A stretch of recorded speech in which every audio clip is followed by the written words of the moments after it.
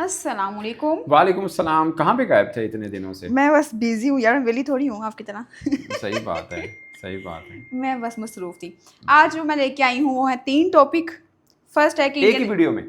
हाँ हाँ, अच्छा बोलिए। लंबी थोड़ी ना करनी है, ये उन लोगों के लिए है जो उनके पास टाइम नहीं है। अच्छा अगर जी, उनको पता चल मेरे जाए पास नहीं है, ओके बाय जाओ। अच्छा जी, अच्छा। पहली बात यह है, इंडियन टीम ने ऑस्ट्रेलिया पहुंचते ही प्रैक्टिस स्टार्ट कर दी। लोग बड़ा दाद दे रहे हैं, अप्रिशिएट कर रहे हैं। दूसरा, विराट कोहली अबे की एक एक ट्वीट। करके आओ इतना नहीं तेजी नहीं, से। लोगों को पता चले ये 3 अच्छा टॉपिक अच्छा है। अच्छा। दूसरा, विराट कोहली की ट्वीट ने हंगामा और क्या सराइयां पैदा कर दी। और तीसरा, क्या पैदा कर दी? क्या सराइयाँ? क्या डाउट्स। सराइयां, अच्छा। डाउट्स। ओके। और तीसरा, सलमान आगा को कैप्टनसी से हटाने की बातें चल रही हैं इंटरनेशनल मीडिया पे। और चौथा, खिचड़ी पकी हुई है बैटर्स की, कौन आएगा कौन नहीं आएगा, इस हम सब बात करेंगे। खिचड़ी से मुराद?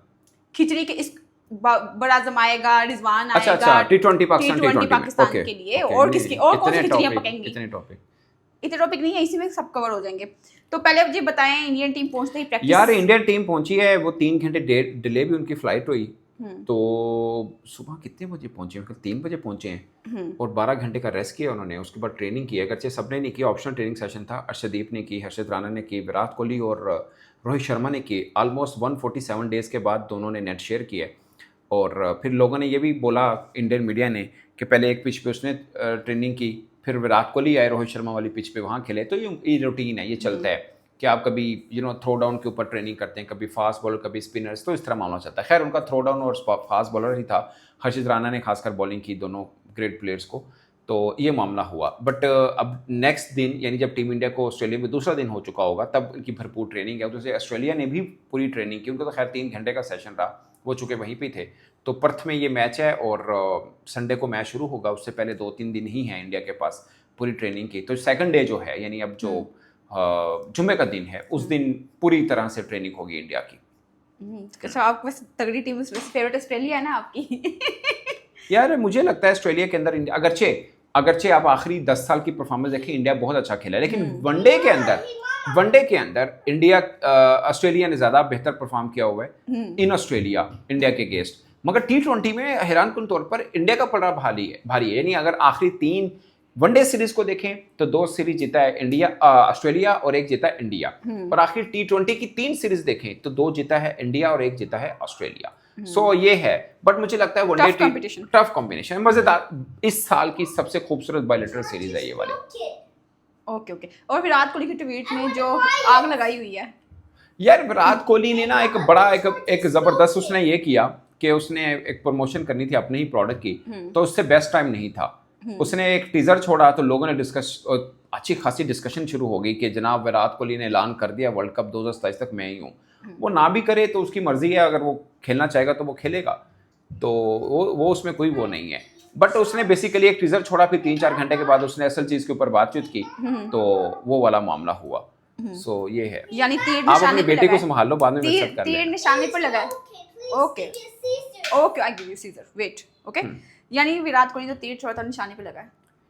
हाँ, उसने तो अपना वो किया, एक बेस्ट टाइम को यूटिलाइज। क्योंकि जब लोग डिस्कस कर रहे हैं कि Virat Kohli, Rohit Sharma one day world cup 2027 तक के लिए होंगे नहीं होंगे, तो एक चीज़ थी, एक डिस्कशन थी जिसका फ़ायदा विराट कोहली ने उस तरह से लिया। बट मैं एक बात बताऊं, मैं पहले भी एक जगह वीडियो कर रहा था, ये टेस्टिंग टाइम होगा शुभमन गिल के लिए। लोग समझते हैं इंग्लैंड वाला था, मैं समझता हूँ ये है जहाँ पे 2 स्टार्स खेल रहे हैं। और बीसीसीआई का मूड ये है कि इन 2 स्टार्स को, शायद वो इन 2 स्टार्स के बगैर वनडे वर्ल्ड कप की तरफ जाना चाह रहे हो। फॉर एग्जांपल अगर ऐसा है तो शुभमन गिल कैसे कैरी करेंगे? उनमें से एक विराट कोहली की कप्तानी में इन्होंने डेब्यू किया, रोहित शर्मा की कप्तानी में पूरा क्रिकेट खेली है। अब दोनों उस टीम में हैं जिसका कप्तान शुभमन गिल है। तो शुभमन गिल के लिए कड़ा इम्तिहान है। बहुत ऊपर सीनियर्स हो, दबाव बना होता है, बतौर कप्तान दबाव रहता है। यही तो खैर चीज़ मजबूत भी करती है आपको। वो लेने में आसानी होगी ना, फैसले लेने में, डिसीजन लेने में, यहीं से तो आसानी मिलेगी। और ऐसे ही तो नहीं फिर वो ट्रेन होते ना। Let's see. और यहाँ पे हमारे कैप्टन साहब पता नहीं होंगे कि नहीं होंगे। इंटरनेशनल मीडिया चला रहा है कि सलमान आगा को शायद यार पीटीआई की तरफ से दिया खबर था। चली, बाद में इंडियन मीडिया बहुत छापा। पीटीआई के खैर पाकिस्तान के अंदर भी कॉरेस्पॉन्डेंट हैं। बट पता नहीं। अब देखो, मैं हमेशा यही कहता रहा हूँ कि कप्तानी के बारे में आपकी बिल्कुल क्लियर स्टांस होना चाहिए। आपके पास 3 कप्तान हैं एट द मोमेंट, अभी ऑफिशियल स्टेटमेंट आना बाकी है। रिजवान आपके वनडे के कप्तान हैं, सलमान आगा फिलहाल आपके T20 के कप्तान थे अभी लास्ट सीरीज में, शान मसूद आपके टेस्ट के हैं। तो टेस्ट में WTC 2 साल का है, तो 2027 तक आप उनको पहले कप्तान अनाउंस कर दें कि वर्ल्ड टेस्ट चैंपियनशिप के साइकिल के अंदर वही कप्तान होंगे। आपका वनडे वर्ल्ड कप है 2027 में, आप कह दें कि रिजवान हमारे वनडे के कप्तान होंगे। आपका T20 वर्ल्ड कप 2026 में है, अगर आप सलमान आगा के साथ जा रहे हैं तो बोल दें कि वही कप्तान है भाई। आप टीम अनाउंस करते हैं और उस सीरीज के लिए, टिपिकल सीरीज के लिए आप कप्तान अनाउंस कर देते हैं। मुझे ये लगता है कुछ ना कुछ तो पक रहा है। अगर सलमान आगा को कप्तानी से हटाना तो फिर कैंडिडेट कौन होगा? क्या बाबर आजम जिसको अभी बदला, क्या रिजवान जिनके ऊपर आपने बोला कि स्ट्राइक रेट अच्छा नहीं है, क्या शाहीन जिसको सबसे पहले जब क्रिकेट बोर्ड का ये सेटअप आया सबसे पहले जो काम किया था शाहीन को कप्तानी से हटाना था। और एक और मंत्रा भी है, ये पहले भी चला था कि असल में कप्तान तो शादाब खान को बनाना है, इस बीच में ऐसे सलमान आगा को बना दिया। वो चूंकि इंजर्ड नहीं थे, नायब कप्तान शादाब खान थे, और जब शादाब खान नहीं टीम में रहे तो कोई और नायब कप्तान भी नहीं रहा। मगर अफ्रीका वाली सीरीज तो शादाब खान खेल नहीं पाएंगे, अभी रिहैब से वो गुजर रहे हैं। सो अफ्रीका में क्या कप्तान कौन होंगे, क्या चेंज करने वाले हैं अफ्रीका में? सो ये बहुत बड़े क्वेश्चंस हैं। मुझे लगता है कि इस गर्द को बिठाने के लिए बेस्ट पॉसिबल सोल्यूशन यही है कि पीसीबी अनाउंस करे कि भाई साहब यही कप्तान है हमारे, या ये कप्तान है, जो भी आपने कर रहे हैं, और उसको T20 वर्ल्ड अगर कोई नया बना रहे हैं ना, खुदा का वास्ता फिर उसको साल 2 साल दें, टीम खड़ी तो करने दें, किसी कप्तान को बिल्ड तो करने दें। यहाँ पे तो एक टूर्नामेंट खेल के दूसरे में पता नहीं होता ये वाला कप्तान भी देगा कि नहीं देगा। हाँ, अगर आपको ये बात है ना कि इंडिया से 15 दिनों में 3 मैच आ रहे हैं इसलिए कप्तान बदलना है, तो मैं आपको गारंटी से देता हूँ जिसको मर्जी कप्तान बना ले, हैं जिसको मर्जी बना ले, आपको टीम बिल्ड करनी पड़ेगी ना।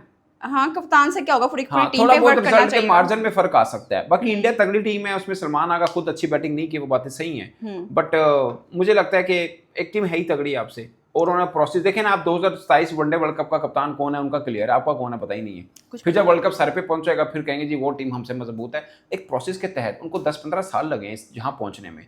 आप हर सीजन, हर सीरीज में चीजें चेंज करते रहते हैं, फिर कहां एक्सपेरिमेंट, यस एक्सपेरिमेंट की वजह से हमें इतनी मार पड़ रही है। और जहां तक रही वो स्कोर्स नहीं आए थे, वो तो स्काई के भी नहीं आए थे एशिया कप में, लेकिन स्काई ने पहले परफॉर्म किया हुआ है ना। 400 किए हुए हैं, उसका पता है यार, वो कर सकता है।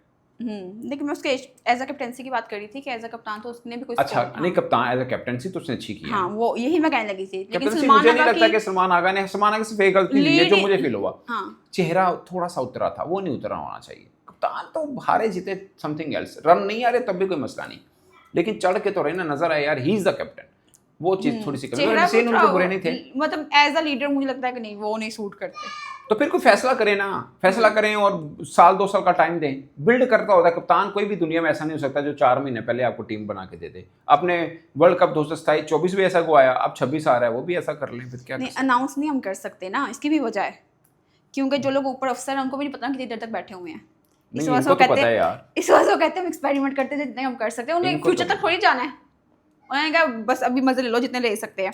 और ये जो बाबर आजम को इन करने की, आउट करने की जो बातें चल रही हैं, ये क्या है यार? अभी तो सब मीडिया असल पता क्या है, आप सिलेक्शन कमेटी को फोन करो, कुछ ना कुछ चीज मिल जाती है, वो चला देता है, फलां करेगा वो चला देगा, फलां करेगा वो, फिर चीजें चलती रहती हैं, बट कुछ ना कुछ पक्का जरूर रहा होता है।